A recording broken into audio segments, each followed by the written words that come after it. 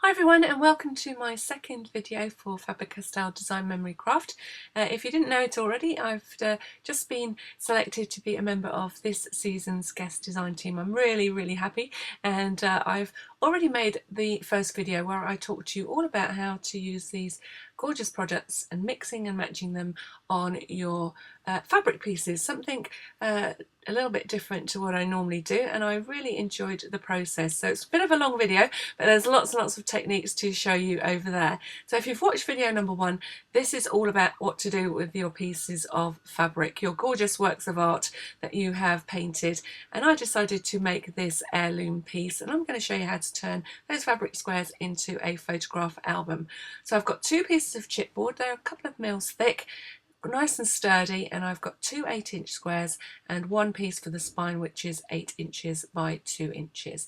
We're going to look at that spine first, so I just want to mark it up so that it is ready for us to add the pages. And I've decided to tie the pages into the photograph album. It's a technique that I've seen used in junk journals. I've also seen it used to make art journals, and it really is a lovely way to tie pages into an album, and it's quite decorative once it's finished, as you will see. So I'm starting out by marking where those signatures will sit. So I've divided this 8 by 2 inch spine in half at the 2-inch point, and then I'm just making a mark top and bottom, or what will be top and bottom of the spine, at 1/4 of an inch, and that's just giving me a guide for where those pages are going to sit once they're tied in. They're going to be obviously slightly smaller than the cover, and I'm just marking roughly where they will sit so that I can gauge where I want to put the holes that will tie and hold these pages or signatures in place. So I've decided to come in from the top and the bottom of the pages by 3/4 of an inch. So I'm going to add a dot at the 3/4 of an inch point. Thinking about it here, obviously. So it's all a matter, there's no right or wrong here, so you need to decide sort of roughly the best place to position these that will hold your pages snugly in position. Now my pages are going to be quite heavy because they're going to be all made out of card. That's why I'm only going with the 3, because once I've added things like decorative papers and the photographs, it's going to make these signatures quite chunky, so I'm only going to go for 3. And then I'm marking roughly 3/8 of an inch in from the left side and the right side, which will be where the second and third signatures will sit, and then again adding the 2 places where I will punch the holes ready to tie these signatures into position. Now to make the holes, you could use a crocodile if you wanted to, but I like to use my pokey tool because we're going to be adding fabric and things to this spine as we go, so it's just the quickest way for me to add the holes back into the spine, because you're going to cover them up and have to open them up again as we cover the photograph album, and you'll see that as we go through this process. So I'm just starting out by putting the holes in ready. I'm not going too deep at this point. I know I'm going to be using ribbon to tie these signatures in, so these holes are going to need to be a little bit bigger, but if you were using thread, for instance, or string, then you could get away with the holes being a little bit smaller. They need to be big enough that you can get your selected way of tying or product for tying these pages into position through the holes. So I'm just making sure that I can see them at this point, so that I can keep putting these holes back in each time I cover them up. So the next step is to decide how you're going to join these pieces together. Now I happen to have some sticky back canvas. This is, I think, a Ranger product by Claudine Helmuth, and it's great because it's got that flexibility of fabric and it's quite sturdy, so it's a good way to join the 2 covers together before I start adding the fabric panels. I've cut a piece that measures 12 inches by 4 inches, and that's going to give me plenty of overlap to make sure it's securely attached to the front and back covers, and also to give me some room to overlap it onto the inside. Again, it just gives me that extra added security, making sure these pieces are bonded together and allowing me then to cover the front and back covers with the fabric panels that we created in video 1. So like I said before, this is already sticky and it's going to make the job a whole lot easy. Although saying that, I'm going to be using a product in this video called Bookbinding Glue, and I've not used it before. I didn't realise quite how good it is at bonding fabric to card. So I could have used a strip of the cotton that I used to make my panels and glued it into position exactly the same way as I am sticking this to this pre-sticky or adhesive backed canvas. So if you don't have that, that is an alternative, and you'll see how well that works a bit later on in the video. So you want to make sure you've got roughly a chipboard's width of a gap between the spine and the front and back cover, and that your covers are level. And I'm going to be using my ruler to do that before I really press this canvas into place. So I'm just putting my ruler at the top and the bottom to make sure that I've got the pieces level. And once I'm happy with that, then I can really burnish this canvas into position. So folding it tightly up against the bottom and top of the album, and then using my bone folder to make sure that it's really pressed down well. So running it along the channel,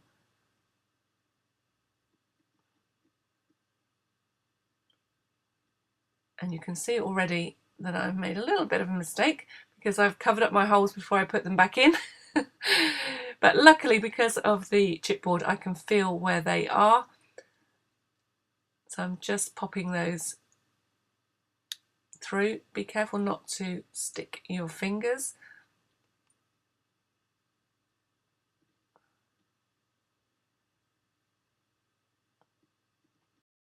If I couldn't have felt where those holes were, I could easily have just redrawn my guidelines on the inside and then worked out where they were.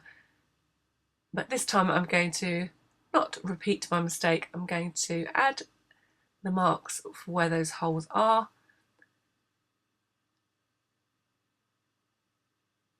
And that way it makes it much easier to keep a track on where they are. And then I'm going to fold that over and repeat that process. So I'm going to burnish the fabric first, or the canvas first, and then I'm going to make sure that I can see those holes on both sides of the spine.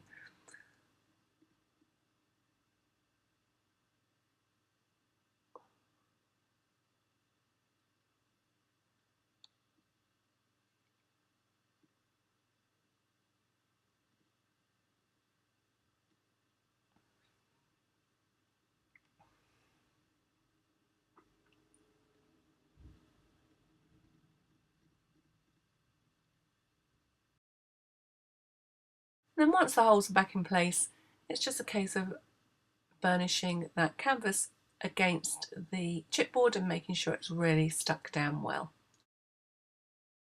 I've decided to make my spine look a little bit more like the panels that I've already created in fabric, so I'm going to use the same products and the same techniques, but just to add the same sort of colours that I've used on the fabric. I did try to match up where my snow hill comes on. I'm not quite sure what I did wrong, but I didn't quite manage it. But as it happens, it doesn't show too much. It just gives a sort of little hint to what's going on the front and back covers, so that the spine doesn't look too boring. So I'm adding my piece of sellotape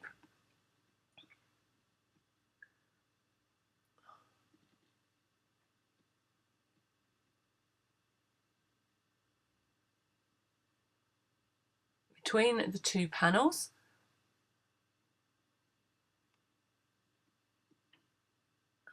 And what I didn't allow for was positioning the I can see what I did now.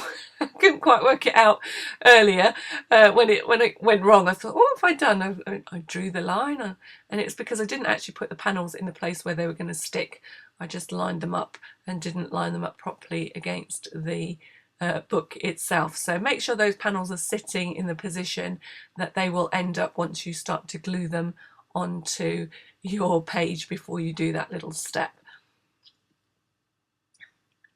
So I always like to leave my mistakes in. If you're new to my videos, you will see that it's always a learning experience, I think. It shows that we're all, is it infallible or fallible? I think we're all fallible or infallible. Yeah, we're all fallible.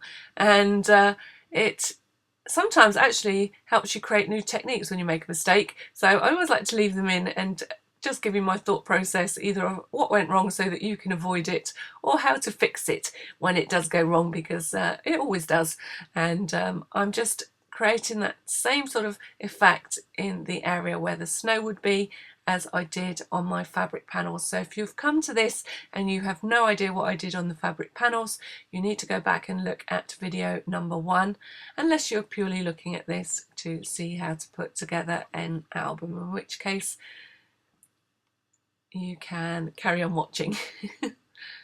And you would obviously be doing things slightly differently, so you wouldn't be following these little steps that I'm doing here. And again, I've just added that little bit of the Pitt pen to my sellotape so that I can smudge the ink down onto what will be the top of the hill.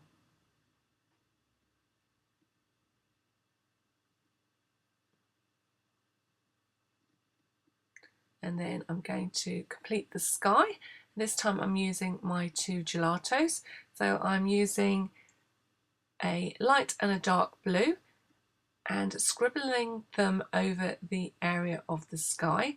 And you can see this time round that there's a little bit of smudgeability because that canvas has got a slight sheen to it. You can smudge it slightly with your finger, but I'm going to be using water on a wet wipe to do the majority of the blending. I didn't want to add too much water at this point to blend the paint because I was aware that all that adhesive on the underside of the canvas might react to the water, and I really did not want that to lift off. So I'm just using a damp baby wipe in order to blend my paints. And I'll keep working until I get a depth of colour that I think is similar to my 2 fabric panels.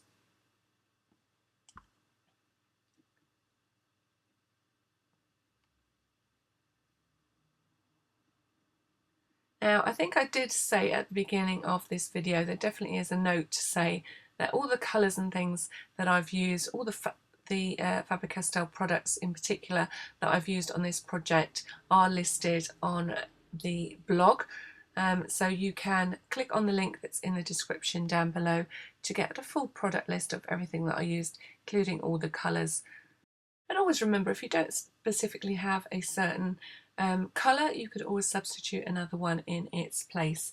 So I've got a metallic blueberry, which is the darker blue, comes from the metallic set, and I've also got a aqua dolce, which comes from the pastel set in the gelatos, and I also used a cold grey, which is number 232 in the Pitt Artist Pen Big Brush, and that's what I used to do my stamping in the snowy area. And then just remembering to add that colour to the inside. Only 1/4 of an inch of it will actually show once those book pages are in place, but I just like to make sure that I'm not going to have any white gaps that I didn't intend. So just making sure this is all covered with colour and adding a little bit of stamping to that bottom area.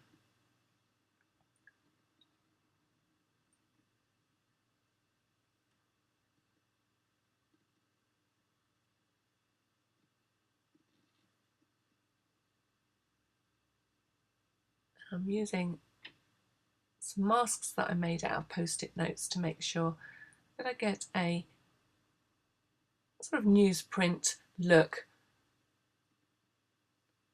to this piece of canvas. And then I'm using my Pitt pen to add some inky shading to the bottom of the book. I'm scribbling onto my acrylic block and then picking up that ink with my dot dabber, which is another one from the tool sets that come with your gelatos.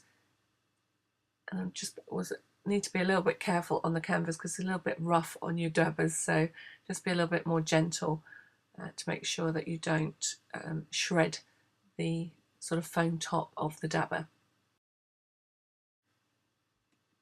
Now I'm looking at how I'm going to attach this panel to the book itself. I know I'm going to be using Bookbinding Glue to do the majority of the work, but I wanted it to have a little bit of a fluffy edge where the spine is. So I'm just trimming up my fabric and then I'm pulling out some of the threads to create a frayed edge,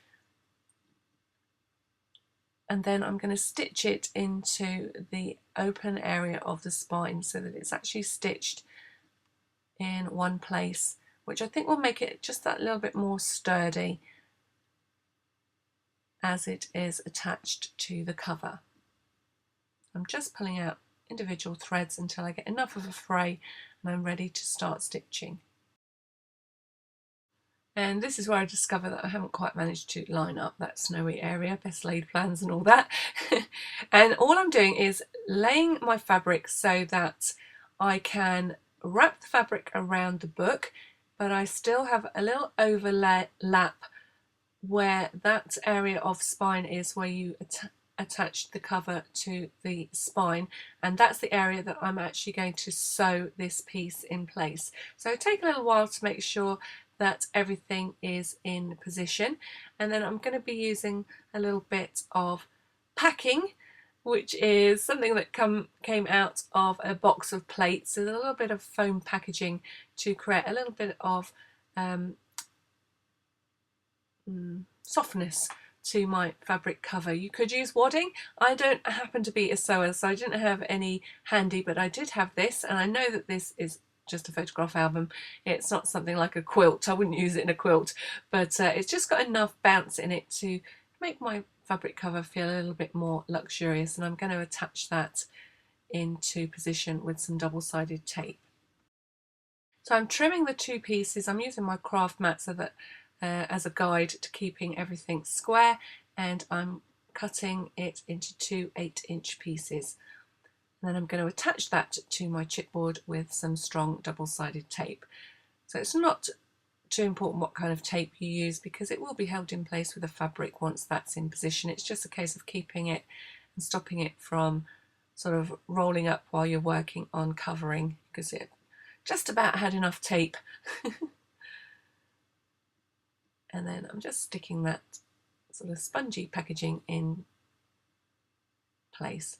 Now I definitely wouldn't use bubble wrap because every time that you pick up your album you're going to give someone a shock if they pop your bubble wrap. Actually it'd be quite good on a Halloween photograph album. So again I'm lining up my fabric and just holding it in place with a little bit of tape.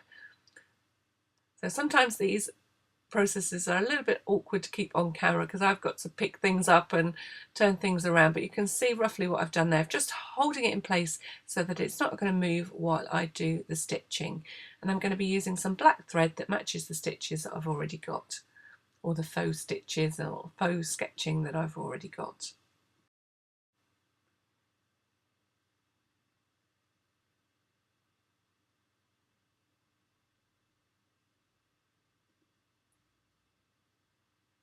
It wasn't quite straight, just lining that up again. And then I'm going to carry on stitching. So I'm literally just doing a back stitch and coming backwards and forwards through that channel that joins the spine to the front and back covers. So speeding things up and working my way all the way along. Now and again I did have to just adjust the fabric a little bit to make sure that I kept everything straight.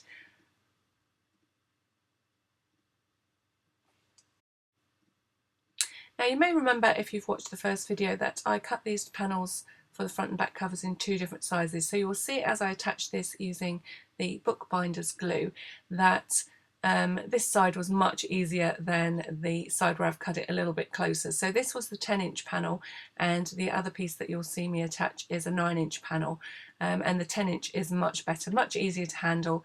And I'm going to be using this Bookbinder's glue, which is a pin for lead product, mainly because I knew it would work with the fabric. I didn't really have time to test out my gel medium, but I will do that for another time.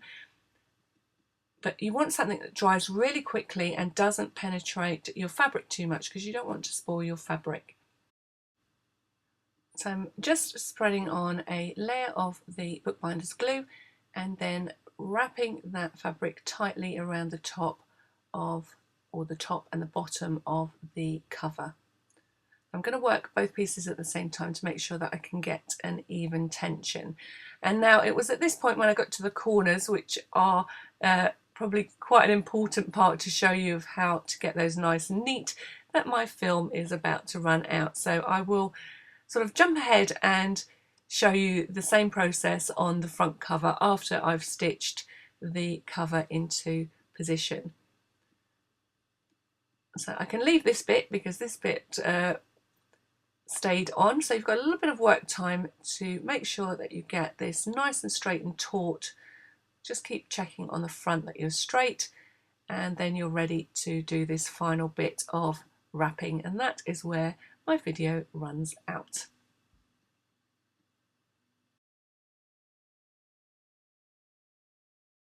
So back again working on the other side. I've trimmed and frayed the piece, and I've decided I'm actually going to glue the piece down first and then stitch it into position.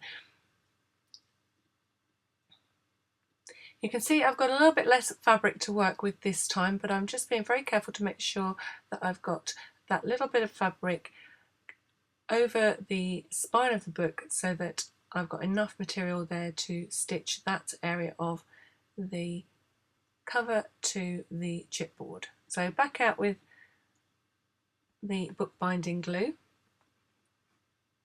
And working on opposite sides first, I'm just adding a layer of the glue to the chipboard.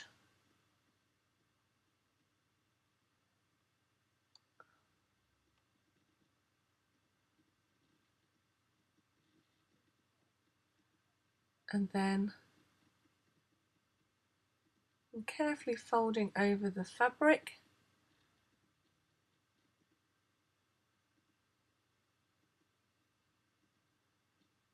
and working on opposite sides.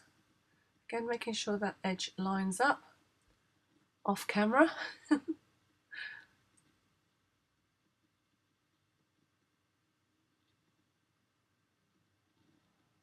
It's quite easy just to get rid of the excess glue with your fingers. It's just like PVA glue, it peels off your fingers once it's dried.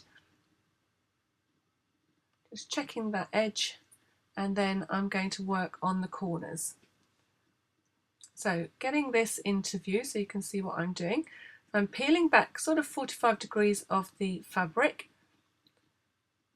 and pushing down the remaining side. So I've left the corners free. Now I'm adding some glue to the sort of internal workings of that piece of fabric, and if you just press down on the corner, it almost forms like an arrowhead. So I'm just going to show you that again a little bit closer.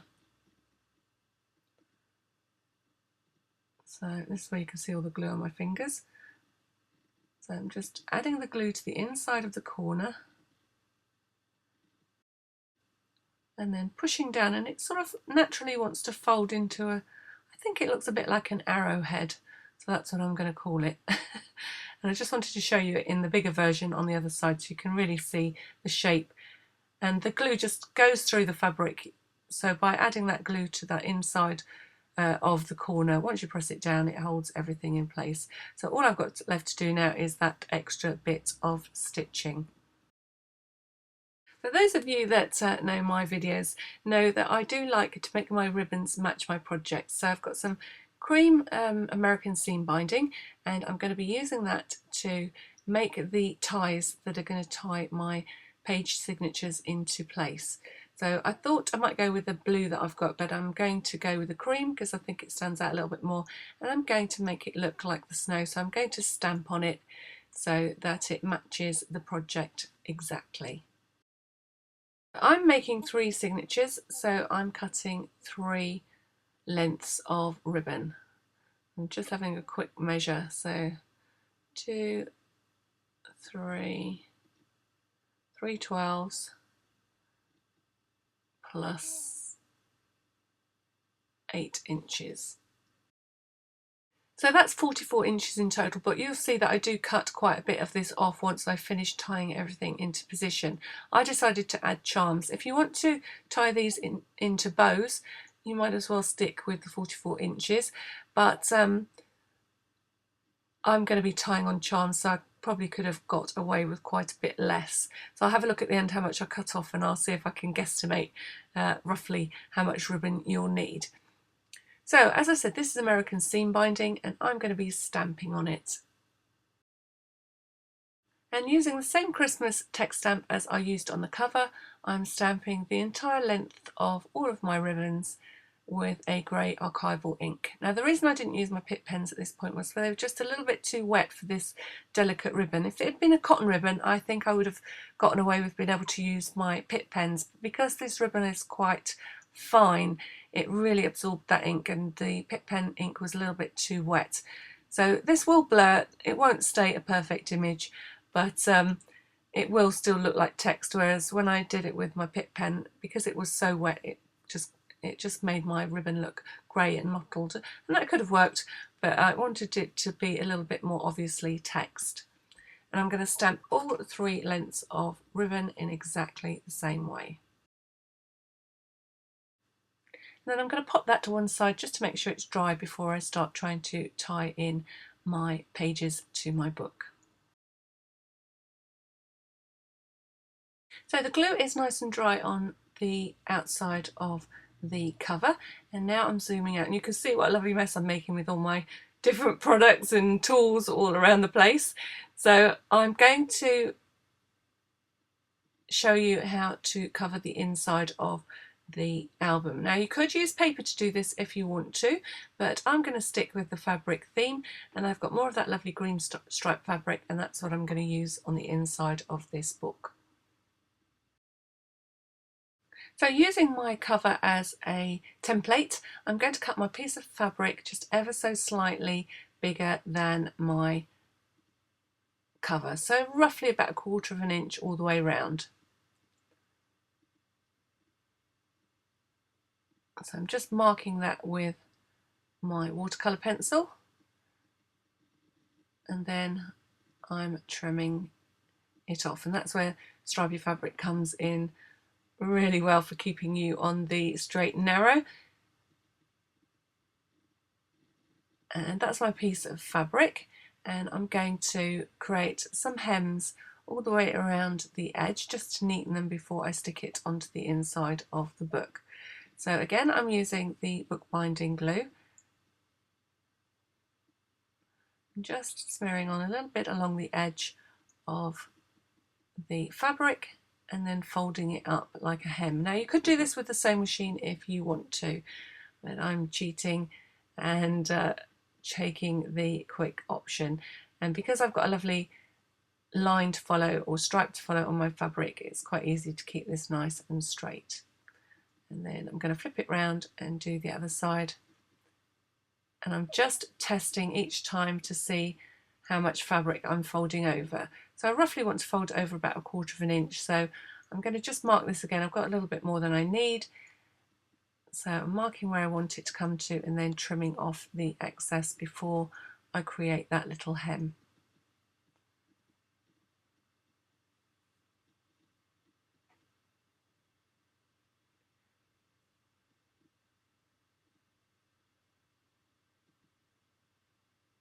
So whilst I'm doing that, I just wanted to talk to you a little bit about your options in creating these mini albums covered in fabric. And the sky is really the limit, because you saw in video number 1 what fun I had in making the actual panels that cover the album once they're finished. And I really did have a great time playing with my mediums, all of the lovely Faber-Castell products, mix and match, and I can still do sort of journaling techniques onto fabric.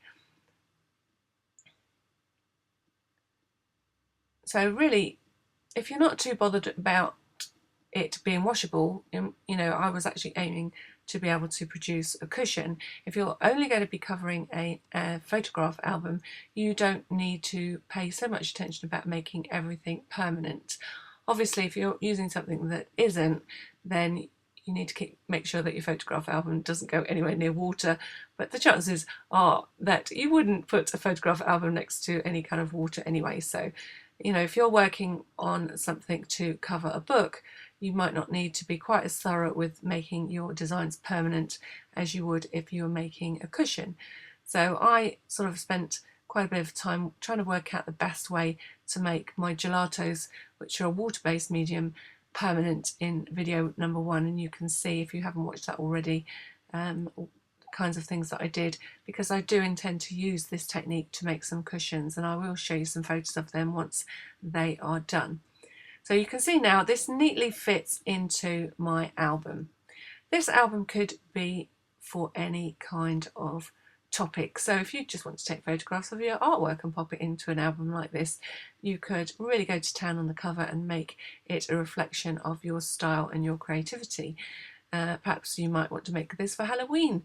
I'm sure that you can come up with some really great gothic designs, and you can store all your Halloween photographs in an album like this. So I'm doing Christmas, could actually be for somebody's birthday, and you can really personalise the fabric panels to suit any occasion. So whether you choose to turn them into a cushion or a photo album, as I'm showing you here, you can have lots and lots of fun using your different mediums and creating real heirloom pieces that you can pass on through the years to the members of your family, and I'm sure they're going to treasure them when they see how much hard work you've put into creating an album like this. So as I'm adding the bookbinding glue to secure this on the inside of the album, I'm making sure that I press everything down, particularly paying attention to make sure that that spine is stuck well. And this bookbinding glue does dry quite quickly, so it's quite a nice medium to work with. And the little spatula I'm using is something that you get if you buy either of the Gelatos tool sets. There's one for making mists and a sort of general purpose one for using with your gelatos, and both sets come with one of these little palette knives, and they're really working quite well for spreading out that lovely glue. So I think I'll be trying that when I'm working on paper as well. It's always nice to have the right tools for the job.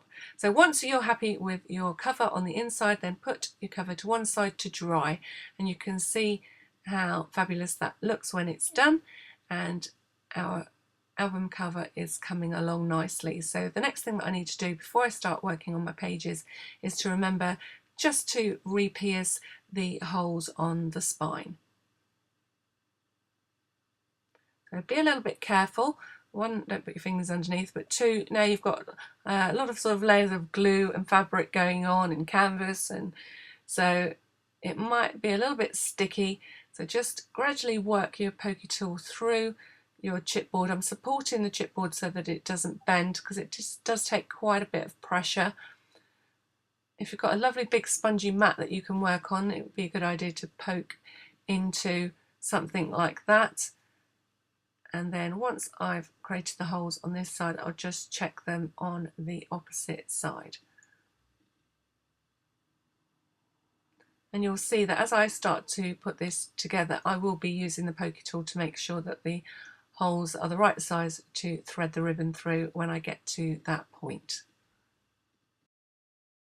So now we're going on to making up our pages, and each of our little signatures that we're going to attach to this book consists of 5 pages, and I've decided to mix and match my colours. So the length is the length of the A4 sheet of paper and the width is 7.5 inches. So I'm going to mix and match some white cardstock, which is a sort of got an embossed detail on it, some blue and 1 sheet of orange. That's going to make up my 5 pages.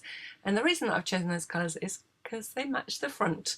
So that little bit of orange mimics the snowflake button and the snowman's orange nose, and I've got the white and blue to reflect the colours in the rest of the design. So all the pages are made exactly the same, so I'm just going to talk you through one of them. So like I said, they start life as a piece of A4 paper that I've trimmed to measure 7.5 inches wide, and then I'm going to score them at 7.75 inches.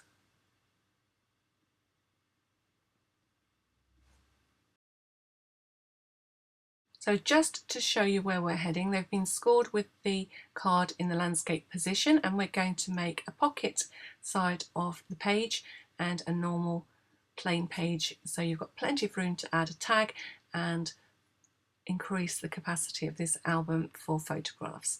So where we've scored each of our pages, I want you to use a bone folder and just really press that fold into position. This is the fold that is going to be at the center of our little group or signature of pages, and I just want to make sure that that's nice and pressed into place. This one's a little bit of a stiffer piece of card, so just making sure I really press down firmly.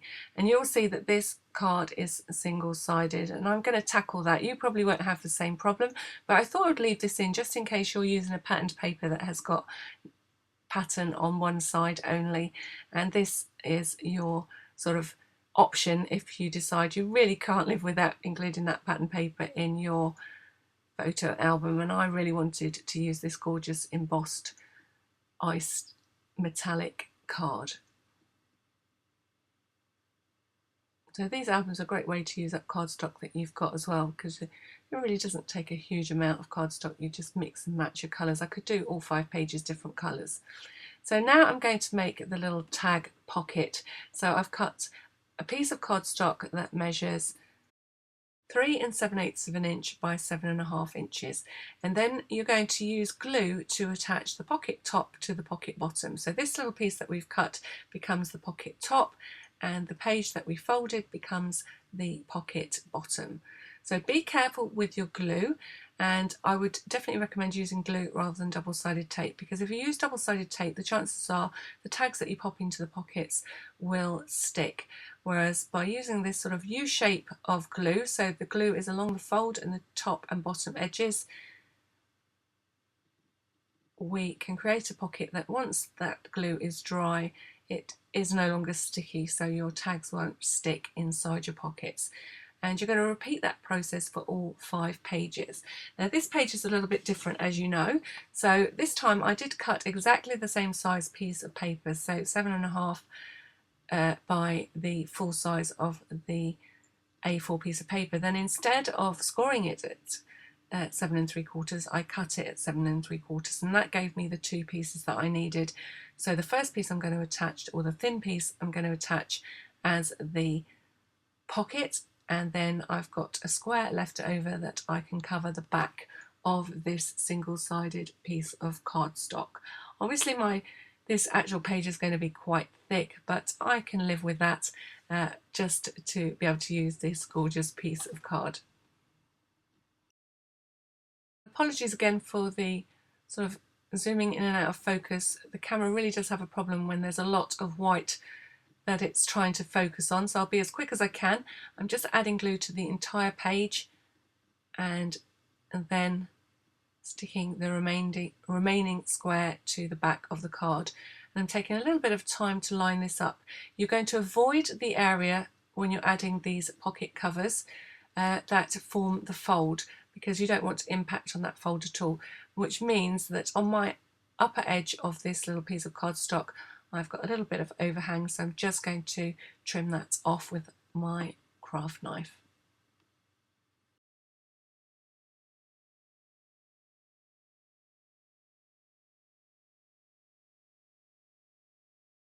Now whenever I create a pocket, I always like to just take a little sort of semicircle out of the top of the pocket to make it look obvious that you're creating a pocket. And you can see that I've already marked my circle punch. You could use any size of circle punch that suits this project, and I'm using this Stampin' Up one, and I've marked where I want to cut the depth. I want to cut this little semicircle piece out of my cardstock, and that way all of my little pockets are going to have the same indentation.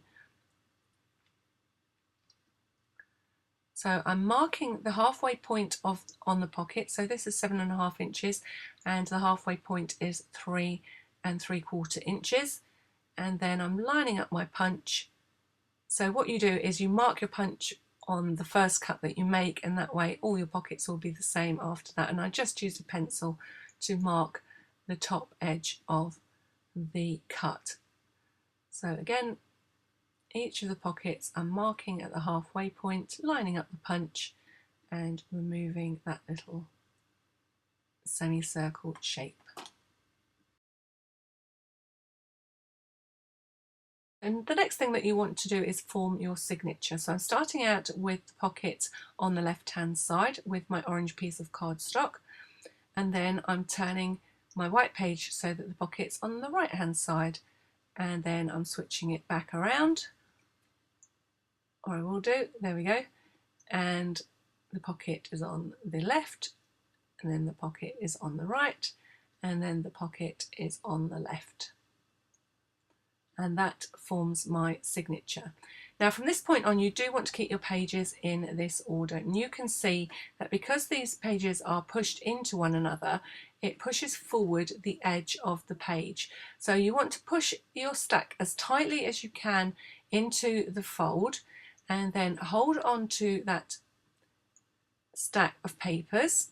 So really push down well into that fold so that they're as neat as they possibly can be, and then using the top page as a guide, you're going to cut through the entire stack so that they all end up as pages of the same size. So I'm using a metal edged ruler and a craft knife, and I'm not trying to cut through the whole stack in one go. So just take your time and gradually remove the page ends one by one.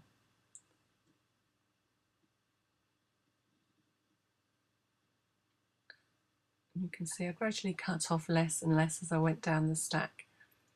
And then whatever you do with these pages after this point, you need to keep them in this order because you've cut them so that they sit nicely together.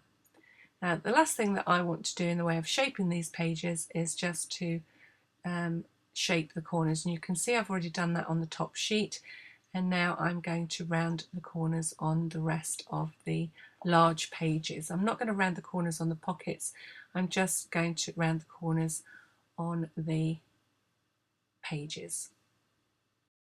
And trying to do it on camera, I'm using a crocodile. You can use any kind of corner rounder or corner shaper that you have, or you can choose not to round the corners if you want to. You will notice that as I show you how to thread these pages together to create the signatures, that I'm now working on the book with no cover on the inside, and that's just because I wanted to be able to show you the lines to see exactly how you're going to work out where to put the holes in your pages. So I'm just going to elongate those lines so that you can see exactly what I'm doing. So they were the lines that we created on our spine right at the beginning, and I'm going to take my first page, and I know that this is my first page and that I want the pocket on the top, and I'm going to line it up so that the page is evenly distributed along that spine, so the gap at the top and the bottom are the same. And then I'm going to flip that over, holding it in place, and then I can put that hole exactly where it's going to be. So I'm just using a pencil to mark the position of the first two holes, and then I know it matches exactly to the spine that I've created. Now it doesn't really matter if you just measured in at the 3/4 of an inch at the top and the bottom of the page and did it that way instead. I'm just showing you and telling you about the two alternatives If you're not quite sure that your measuring skills are brilliant and you want to be completely exact, then use this method of lining it up along the register marks that you've already made, and then mark the holes that you want to punch with a pencil. And then using our pokey tool, we're going to pierce a hole at each of those points. Now, because we're going to be using ribbon to tie these pieces together, you want to make sure that that hole is fairly substantial. And then you're going to, in turn, put each of the pages on top of your first page to make the holes to match. So make sure they fit snugly against one another and pierce through your first one into your second one, just enough to make a mark, and then you can remove the top page and gradually work your way through all 5 pages in each of the signatures. So don't forget to stack them up exactly the same way as you took them apart, so that when you close them up again, the page lengths are all correct. Next, we're going to take the ribbons that we're going to tie these signatures in, and we're going to wrap the ends of them with sellotape, and we're going to really wrap them tightly to form a kind of needle that we're going to use to thread through our signatures. So once you've got a fairly sturdy wrap, then you're going to trim the ends. So I had plenty of sellotape. I'm going to wrap this second end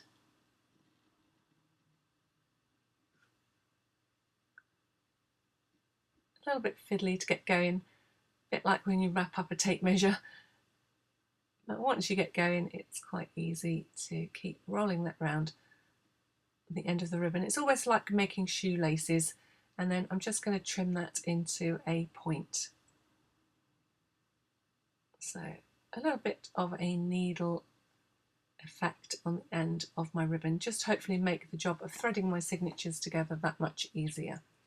So then I'm going to start from the inside of the set of pages, and like I said before, I'm going to keep my poker tool handy, and that will help just reopen the holes that I prepared earlier so that it's nice and easy to thread that ribbon through. And just keep working your way down the stack of pages.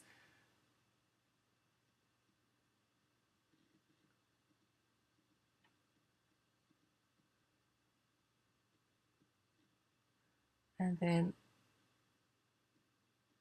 repeat the same process on the other side. And I tried to rearrange my ribbon so that it lay nicely down the inside fold of the signature of pages. So once you've finished, you realise that you've threaded it the wrong way around and that the ribbon should end up on the valley fold of all of your pages, not the mountain fold. So it'll be inside your signature of pages when the pages are closed up, and I did it the wrong way around. So it's an easy mistake to make, and it's quite quick to rectify. I'm just making sure that the ends of my ribbon are roughly the same width, and it was then that I discovered actually these pockets are great for my new stencils, so I might have to make another album just to store those. And I've made myself some 6.5-inch squares of the same cardstock as I've been using for the pages, and I'm popping those into the tag pockets. So then you should end up with 3 signatures, each of 5 pages, and each of the 5 pockets should have 5 tags, and we're ready to attach them to our book. So the first thing that you're going to do is attach the center signature. So exactly the same way as you were doing on the pages, you're going to thread one end of the ribbon through the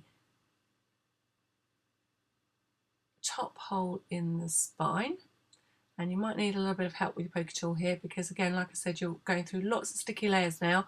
You've got your fabrics and your bookbinding glue and the adhesive of the canvas. So just give it a little bit of gentle persuasion and push the end of that ribbon through the hole in the spine.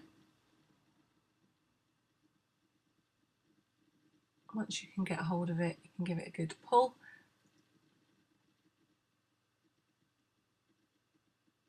There we go. And then I'm opening out that signature in the center page and pushing it flat against the mat so that I can get a good purchase on this book. And I've decided that because I'm going to add some charms, I'm going to stagger the knots of this book. So you've got lots of choices. You could just tie this in a bow and leave that as it is, and it will be decoration enough in itself. But I'm going to tie this in a knot. So my first knot is going to be in the center, and I'm using my finger just to hold the first knot nice and tight. You might need someone else to give you a hand here, and then I'm pulling that second knot into place, and you should find that your pages are firmly stuck into your album. And then you're going to repeat that process for the remaining 2 signatures.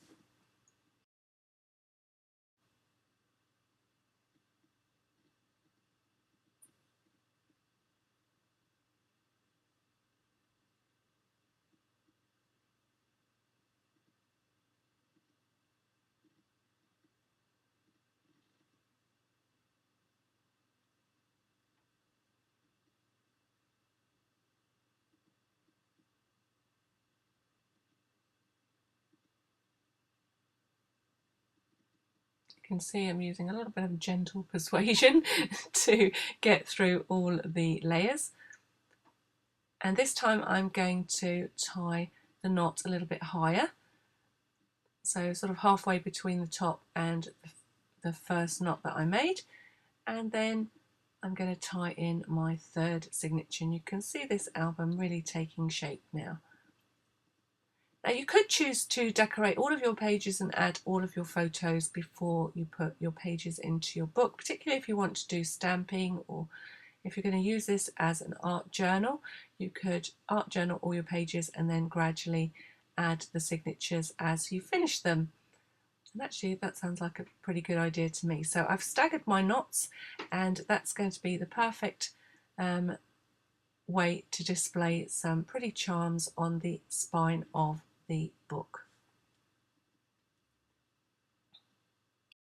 And I'm going to be using a combination of jingly bells and Christmas charms. So I've got a little silver star first, and again, depending on the holes that are in your charms or your bells, it might take you a little minute or two just to gently persuade that ribbon to go through the holes in the top of the charms or the bells. And this time I have taken off that sellotape. I just snipped off those sellotape ends because they definitely wouldn't have gone through the charms. And then I'm just adjusting the length of the charms where they will dangle, and then tying a knot. And before I pull that knot tight, I'm going to add a little bit of the gel medium to each of those knots to make sure that they stay closed. So this is going to act a bit like a glue, and I'm pulling that knot nice and tight, and once that glue is dry, it's not going anywhere. And that allows me just to trim off that ribbon without causing too much bulk at the top of each of the charms. I did try a double knot on one of them, but I didn't really like the look of it, so I'm sticking with the glue. You'll see me try the double knot on this bell. So I'm going to speed things up because it's all going a bit slowly.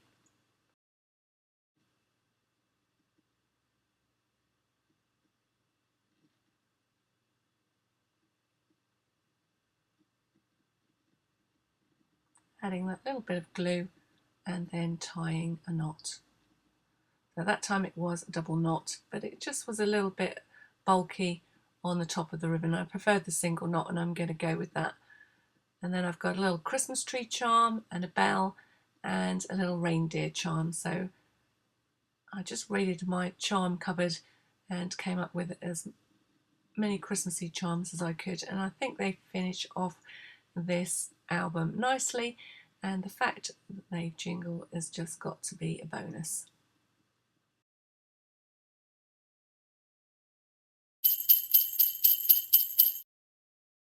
So one fabric covered photograph album ready for all my photographs for Christmas 2015.